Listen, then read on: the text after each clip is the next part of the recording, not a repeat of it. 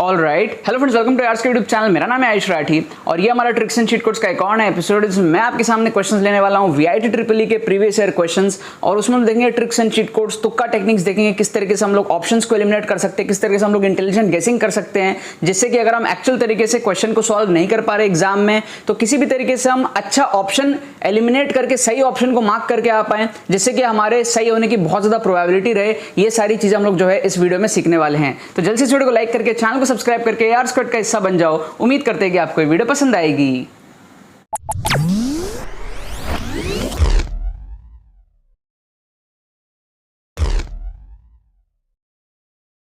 Students, अगर आपका VIT triple E में स्कोर 40-50 इस रेंज में अटकता है, वहां से आपको कम टाइम में अगर 70-80 इस रेंज में लेकर के जाना है, जिससे कि आप मेक श्योर कर पाओ कि आपका जो एडमिशन है वो फर्स्ट सेकंड कैटेगरी के अंदर में हो, अच्छे ब्रांचेस के अंदर में हो।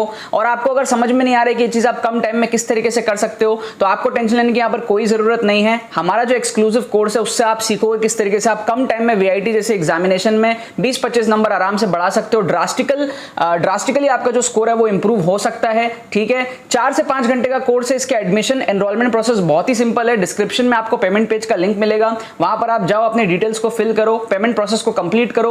1 घंटे के अंदर अंदर जो आपको कोर्स डिजिटली सेंड कर दिया जाएगा, आपको एडमिशन ईमेल भी आ जाएगा। एंड 4 से 5 घंटे में मैक्सिमम आप इस कोर्स को अच्छे से कंप्लीट कर लोगे एंड उन सारी चीजों को आप अप्लाई करके जाओगे एग्जाम में, तो आपको बहुत ज्यादा उससे बेनिफिट मिलेगा। एक लास्ट मोमेंट बहुत ज्यादा आपको कॉन्फिडेंस भी मिलेगा उस कोर्स के थ्रू। कोर्स के अंदर में लेटेस्ट सारे पेपर्स जो है 2018, 2019, 2021 इन सारे पेपर्स पे आपको on spot tricks and cheat codes पूरे पेपर में मिलता है। तो इससे आपको बहुत ज्यादा एक समझ में आता है किस तरीके से आपको एग्जाम में tricks and cheat codes apply करना है एंड लेटेस्ट पेपर्स में किस तरीके से क्या ट्रेंड है वीआईटी के अंदर में, क्या चीजें फॉलो होती है, जिससे कि आप बहुत अच्छे तरीके से इंटेलिजेंट गेसिंग कर पाओ। एंड जिन भी क्वेश्चंस आपसे सॉल्व नहीं हो रहे, बिकॉज नेगेटिव मार्किंग भी नहीं होता है, तो उससे आप मैक्सिमम बेनिफिट उठा पाओ अपने ट्रिक्स एंड चीट कोड्स या फिर जो हमारा जुगाड़ टेक्निक्स है उन सारी चीजों को यूज करके। ठीक है ना। तो जितने भी सीरियस एस्पिरेंट्स है वीआईटी ट्रिपल ई का एग्जाम देने वाले हैं, जरूर से मेक श्योर करो कि आप लोग इस कोर्स में एनरोल करो एंड इससे जो मैक्सिमम बेनिफिट आप उठा सकते हो वो उठा करके आप एग्जाम में जो है अपना अच्छा स्कोर लेकर के आओ।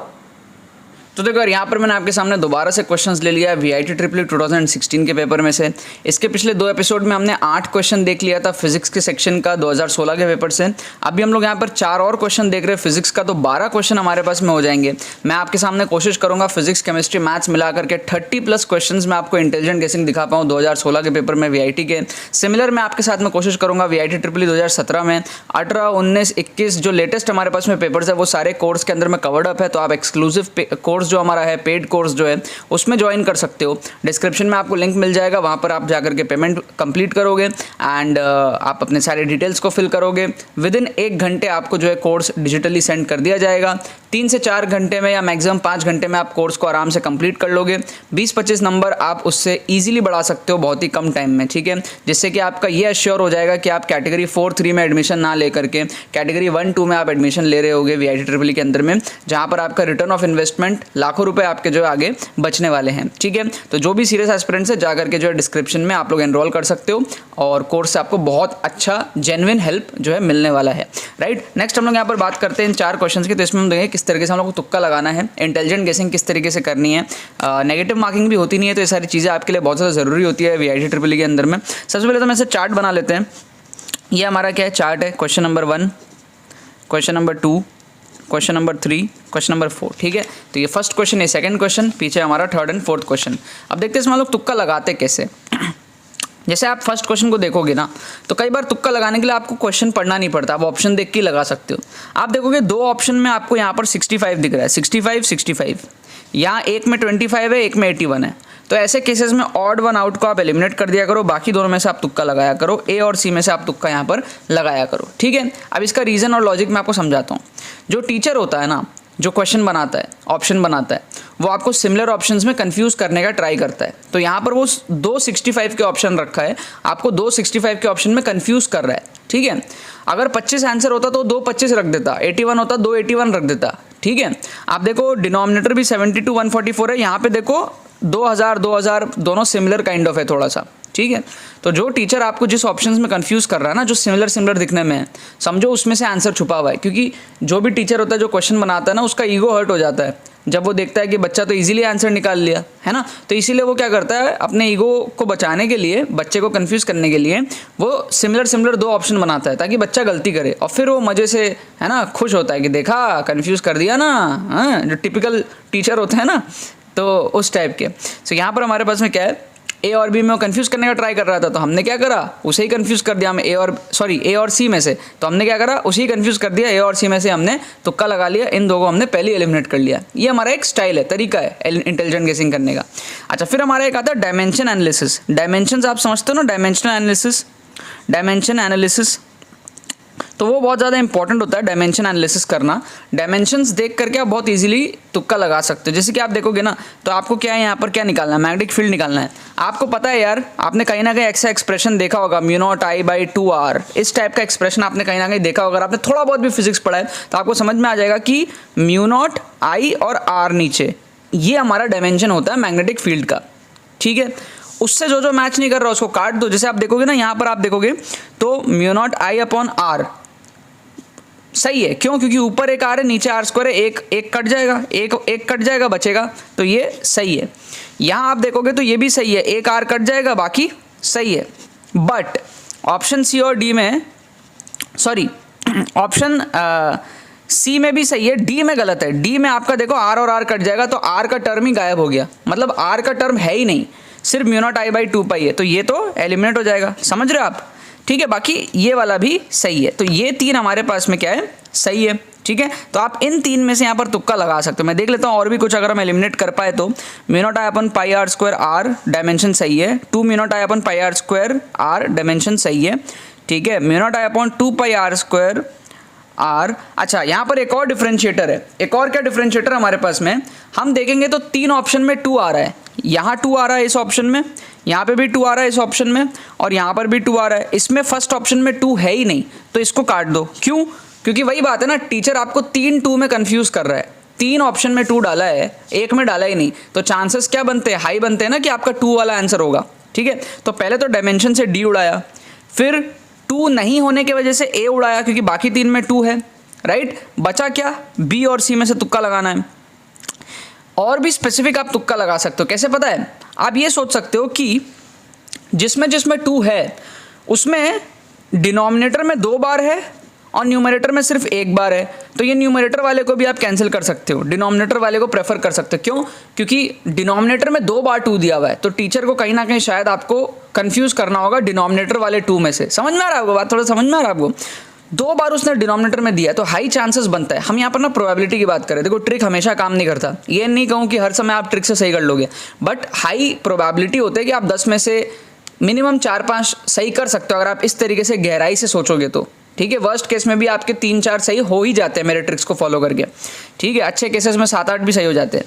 तो यहाँ हम लोग क्या कर सकते हैं, फिर सी के साथ में जा सकते हैं। मुझे पता नहीं सही होगा गलत होगा, बट फील तो यही आ रहा है। ठीक है, तो यहाँ पर क्या हमारे पास में, इसको काटा हमने क्योंकि 2 था ही नहीं, इसको काटा हमने यहाँ पर क्योंकि डायमेंशन नहीं था। फिर इन दोनों में से तुक्का लगाना था, इसमें 2 ऊपर है, इसमें 2 नीचे है, नीचे वाले को प्रेफर किया। क्यों? क्योंकि और भी ऑप्शन में नीचे है, सिर्फ एक ही ऑप्शन में ऊपर है, बाकी दोनों ऑप्शन में नीचे है, तो नीचे वाले को प्रेफर ज़्यादा करेंगे, जो ज़्यादा दिखे उसको ज़्यादा प्रेफर करो आप लोग। ठीक है ना, तो इसका हम लोग यहाँ पर सी को करेक्ट मारेंगे। ये वाला भी एलिमिनेट हो गया, ये भी एलिमिनेट हो गया, ये भी एलिमिनेट हो गया। नेक्स्ट हम लोग इस क्वेश्चन को देखते हैं। तो ये तो बड़ा सिंपल है तुक्का लगाना। आप देखोगे साइन आपको 3 बार दिख रहा है, क्या दिख रहा है, 3 बार साइन दिख रहा है, तो साइन को प्रेफर करना, जो ज़्यादा बार दिखे उसको प्रेफर करना है।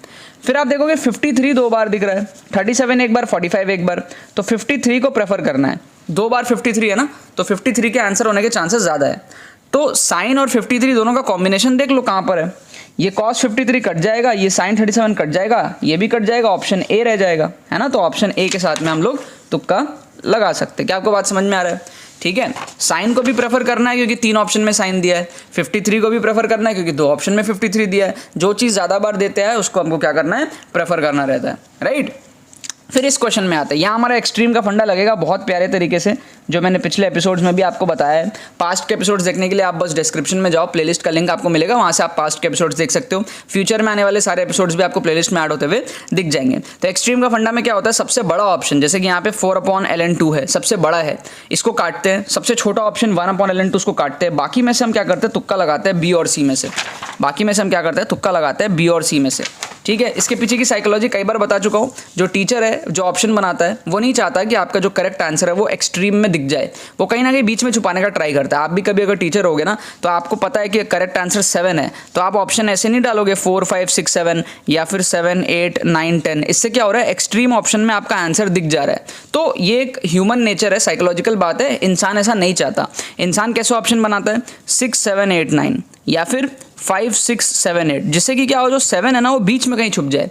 ये ह्यूमन टेंडेंसी होती है। ठीक है, अगर किसी केस में 9 ऑप्शन होगा ना, तो टीचर क्या करेगा, 9 के बाद में एक 11 भी ऑप्शन डाल देगा। ठीक है, 6 को हटा देगा ताकि वो कहीं ना कहीं 9 बीच में रहे।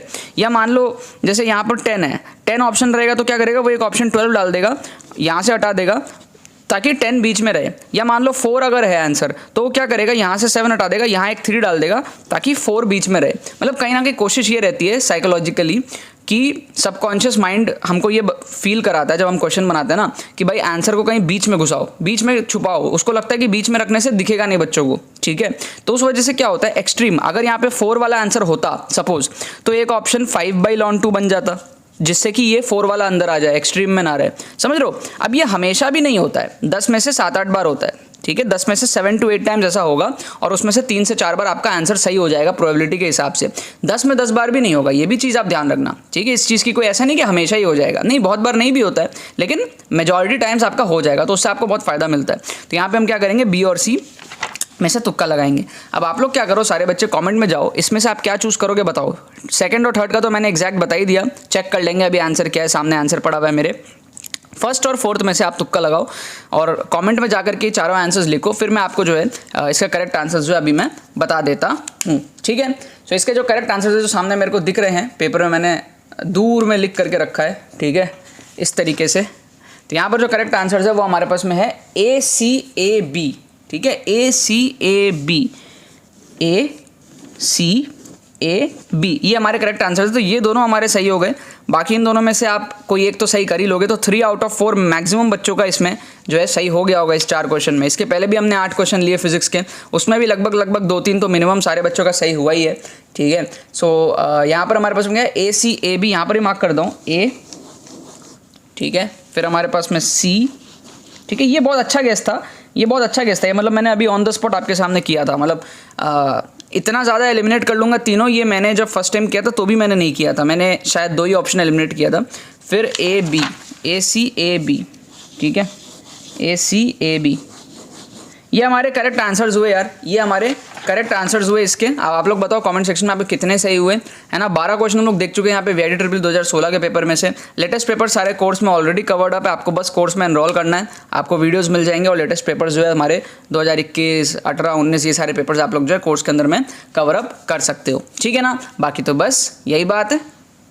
तो यार आई होप आपको ट्रिक्स एंड चीट कोड्स की वीडियो पसंद आई होगी। अगर आपको ये वीडियो पसंद है इस वीडियो को लाइक करना मत भूलना और शेयर करना मत भूलना बाकी सारे फ्रेंड्स के साथ में, ताकि वो भी इस प्लेटफॉर्म का मजा उठा सके। बाकी तो बस बहुत बहुत धन्यवाद मेरे साथ जुड़ने के लिए, बने रहिए यार।